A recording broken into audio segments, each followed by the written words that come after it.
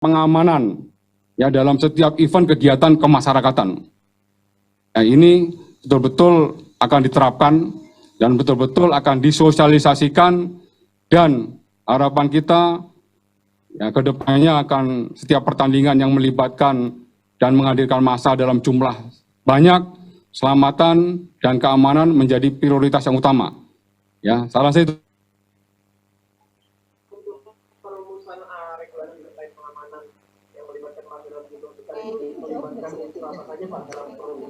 ya, tentunya leading sektornya kan Pak Menpora, kemudian ada PSSI, dan juga karena mungkin ada KONI, dan juga para pakar juga.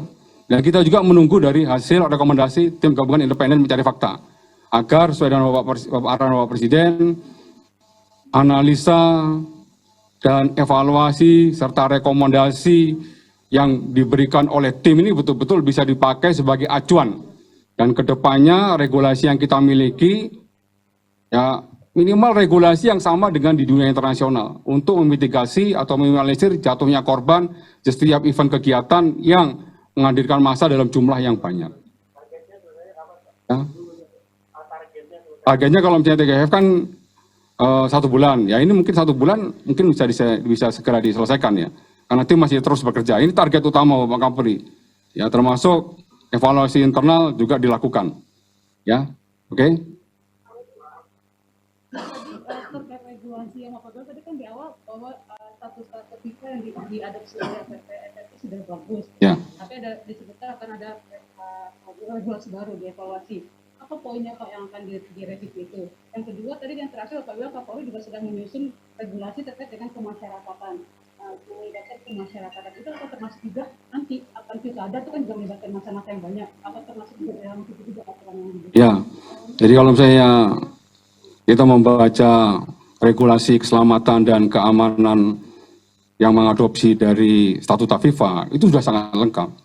Ya, rekan-rekan bisa baca sendiri, ada kurang lebih sekitar 45 pasal lebih, kemudian ada 8 bab, itu mengatur semuanya lengkap.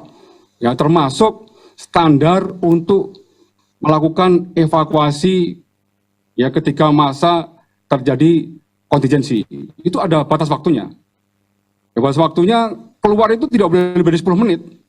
Kalau misalnya keluar itu lebih dari 10 menit, pintu-pintu darurat itu tidak bisa difungsikan dengan baik, akan terjadi fatalitas, seperti halnya terjadi di Kanjuruhan. Ya. Dari 8 pintu emergensi itu, seharusnya kan bisa difungsikan. Kalau itu bisa difungsikan, maka jatuhnya korban bisa diminimalisir. Tapi ketika kejadian itu fungsi dari emergency exit-nya itu tidak bisa difungsikan dengan baik, tidak bisa dibuka, itu yang betul-betul tidak kita harapkan. Kedepannya itu harus dikontrol, itu harus diaudit semuanya sebelum pertandingan. Harus dipastikan di dalam regulasi ini semua pintu dijaga oleh steward dan semua pintu harus dalam keadaan tidak boleh dikunci, dan ya apabila difungsikan harus mampu semaksimal mungkin bisa mengeluarkan penonton dalam keadaan selamat. Ya semua sudah dihitung di situ di dalam regulasi itu. Itu yang harus disosialisasikan. Sama halnya ketika kita naik pesawat. Ya ketika naik pesawat dari pramugara selalu menyampaikan standar keselamatan dan keamanan dalam penerbangan seperti ini. Ya. Pintu keluarnya di depan ada sekian, di tengah ada sekian, kemudian di belakang ada sekian. Ini harus sosialisasikan terus. Kalau misalnya ini tidak disosialisasikan ketika terjadi kontingensi, terjadi emergensi, yang membahayakan adalah keselamatan daripada penonton. Demikian juga keselamatan baik pemain, official maupun aparat keamanan. Pak Deddy, untuk pelaku perusahaan atau perusahaan fasilitas umum dan sejumlah kendaraan polisi di luar Tanjung sudah ada perkembangan belum Pak? Ya masih dalami ya. Perlu saya sampaikan kepada rekan-rekan terhadap 6 tersangka yang sudah ditetapkan oleh Bapak Kapolri ya terkait pasal 359 dan atau 360, kemudian dan atau pasal 103 ayat 1 Undang-Undang 11 tahun 2022. Hari ini sudah dilayangkan surat panggilan kembali.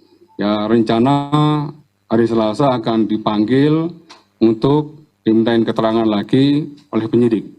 Ya, langkah-langkah selanjutnya nanti akan saya sampaikan kepada rekan-rekan apabila saya sudah mendapat informasi dari tim penyidik Polda Jatim dan Barreskrim. Ya. Jadi terkait memberikan efek rasa sakit gitu Pak ya, apakah juga memberikan rasa kesulitan bernafas gitu Pak? Lalu untuk gas air mata yang mungkin diduga tadi kadaluarsa gitu Pak ya, apakah beresiko menimbulkan racun untuk bagi masyarakat? Ya, jadi kembali lagi saya mengutip apa yang disampaikan oleh Dr. Mas Ayu Evita. Di dalam gas air mata memang ada kadaluarsanya, ada expirednya ya. Kan harus mampu membedakan. Ini kimia, beda dengan makanan.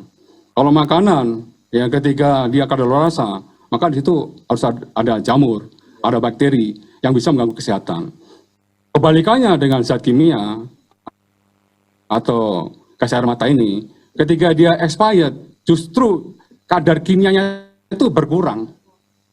Ya, sama dengan efektivitasnya gas air mata ini, ketika ditembakkan, dia tidak bisa lebih efektif lagi. Misalnya kalau misalnya dia tidak expired, dia ditembakkan, kan ini kan partikel CS ini kan terjadi partikel-partikel seperti serbuk-serbuk bedak. Ya, ditembakkan jadi ledakan di atas, ketika terjadi ledakan di atas, maka akan timbul partikel-partikel yang lebih kecil lagi daripada bedak yang dihirup, kemudian kena mata, mengakibatkan perih. Ya, jadi kalau misalnya sudah expired, justru ya kadarnya dia berkurang secara kimia, kemudian kemampuannya gas air mata ini juga akan menurun. Gitu. Pak, bagaimana Pak hasil penyidikan hingga sekarang? Apa? Miras Pak, kemarin kan polisi menyebut iya. ada temuan miras di sana, bagaimana Pak? Miras sudah didalami oleh Lafor, betul miras itu ya dari berbagai jenis termasuk campuran. Ya ini masih didalami oleh tim sidik. Yang kaitannya dengan anti penerapan pasal tertentu, melakukan pengerusakan, pembakaran, penyerangan, dan lain sebagainya. Tapi yang jadi fokus dan concern Bapak Kapolri, selesaikan dulu pasal 359 dan atau 103 ayat 1 Undang-Undang 11 tahun 2002 itu dulu fokusnya. Ya penyidik harus menuntaskan itu dulu. Harus mampu membuktikan itu dulu. Karena apa? Jatuh korbannya cukup banyak. Ini yang menjadi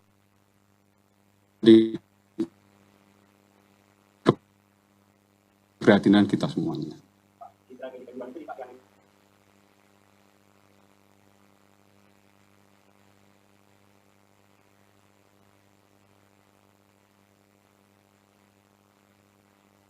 Dakwaan 3 orang ini sebagai tersangka. Ya, yang pertama kaitan dengan PT LIB, yang kedua kaitannya dengan panitia penyelenggara, yang ketiga kaitannya dengan anggota kepolisian, baik mulai dari Kabak Op dan Kibrimob maupun Kasat Sabara. Ya, ini yang paling bertanggung jawab ya di dalam operasional pengamanan di lapangan.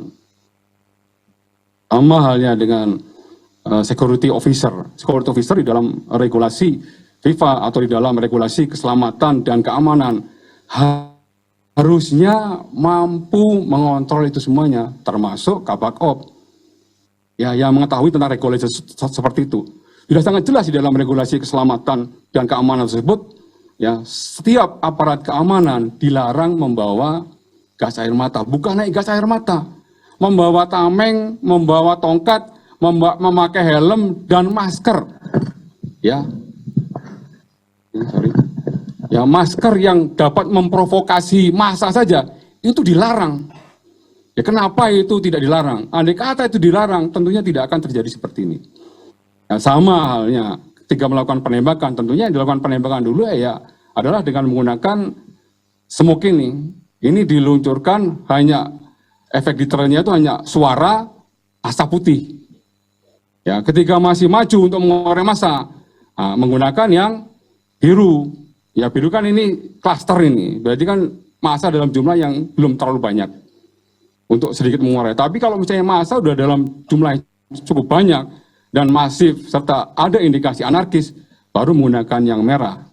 Yang merah ini lebih masif untuk impact-nya. Jadi 3 ini yang digunakan ya oleh aparat penegak hukum. Tapi yang jelas sebagai pengendali di lapangan, ya para perwira itu yang bertanggung jawab karena dia yang memerintahkan langsung pada personilnya, kepada anggotanya untuk melakukan penembakan gas air mata. Ya, oke?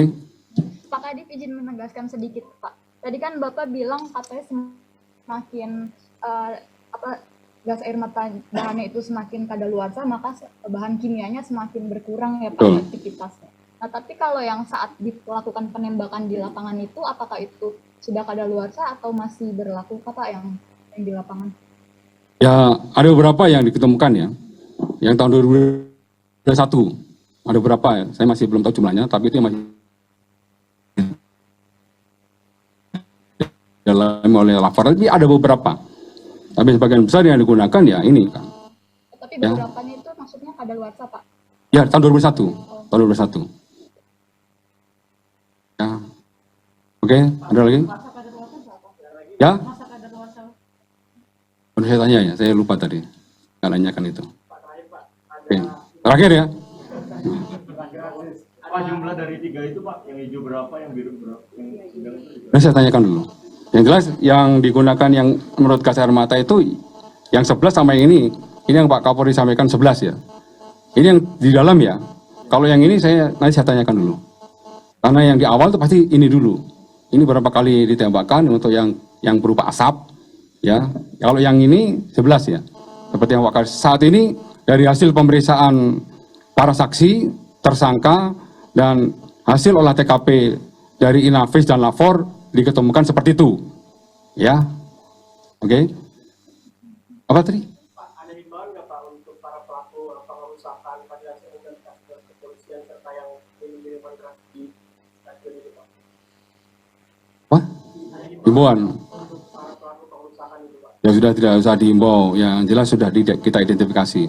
Ya, dari tambahan CCTV yang kita temukan, ya termasuk juga dari beberapa video dan foto yang kita temukan, kita sudah mengidentifikasi pelaku-pelakunya. Ya, nanti ya tunggu tim periksa dulu. Selesai itu dulu ya teman-teman. Kalau yang Apa? merah itu berarti bisa sampai perih gitu Pak ya? Ya, ya, Mulai masa dalam skala betul. tertentu, ya? Yang merah ini rasanya iritasinya kepada mata dan pernapasan. Nah, tadi saya cobakan juga. Tadi kita praktekkan juga bagaimana rasanya ini. Yang memang perih mata, tapi ya sekali lagi dokter spesialis mata menyebutkan seperti halnya kita terkena air sabun. Cuman air sabun ini kan cair. Kalau gas air mata ini kan dipadatkan dia dipadatkan.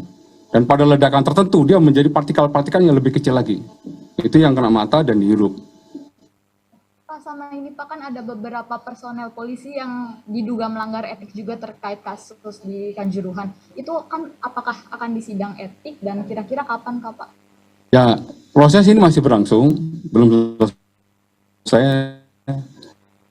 Dari hasil konfirmasi saya ke tim, juga hari ini juga sedang dilakukan pendalaman pemeriksaan terkait 31 personil yang sudah diperiksa dan 20 orang yang dinyatakan terduga pelanggaran etik. Ini nanti akan terus diproses dan tentunya pelaksanaan sidang nanti akan dilaksanakan di Polda Jatim. Ya sama, ini akan proses nanti apabila ada update-nya tentunya akan saya sampaikan juga kepada rekan-rekan. Oke rekan-rekan, itu dulu ya. Pak, ini kan Pak Kapolres kan sudah sempat mengeluarkan izin untuk dimundur ya, dimajukan ya jam, Apa itu? jam 15 Kapolres penundaan jam 15. Ya. Nah ini kan berarti kan udah ada deteksi dini akan terjadi kerusuhan. Nah ini kenapa dapat dikeluarkan izinnya Pak untuk dilakukan amal itu Pak? Dapat tidak dilarang aja gitu Pak? Apakah ada intervensi dari PNOC kalau bukan Pak ini? Ya, jadi gini, itulah salah satu materi yang didalami oleh tim investigasi. Ya, di situ ada unsur kelalaiannya. Ya, karena kelalaiannya, baik dirut PT LIB maupun panitia penyelenggara yang mengabaikan high risk, kita sudah tahu ketika pertandingan antara Arema sama Persibaya ini adalah pertandingan yang memiliki tingkat risiko yang cukup tinggi. Makanya Polres mengajukan untuk kalau bisa diajukan meskipun ya penontonnya hanya penonton dari rekan-rekan Arema sendiri, ya tidak melibatkan supporter dari Persibaya, tapi tingkat resikonya cukup tinggi. Ya, karena ini diabaikan, maka yang bersangkutan dikenakan juga terkait menyangkut masalah pasal 103 ya ayat 1 Undang-Undang 11 tahun 2022.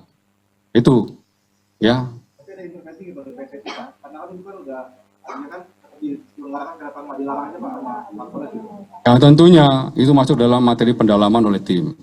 Ya, itu semuanya nanti akan kita sampaikan apabila ya ada beberapa perubahan-perubahan lagi atau penambahan-penambahan lagi ya tentang peristiwa tersebut. Oke, saya rasa itu dulu teman-teman ya. Nanti apabila ada update-nya akan saya sampaikan lagi kepada teman-teman. Terima kasih. Assalamualaikum warahmatullahi wabarakatuh.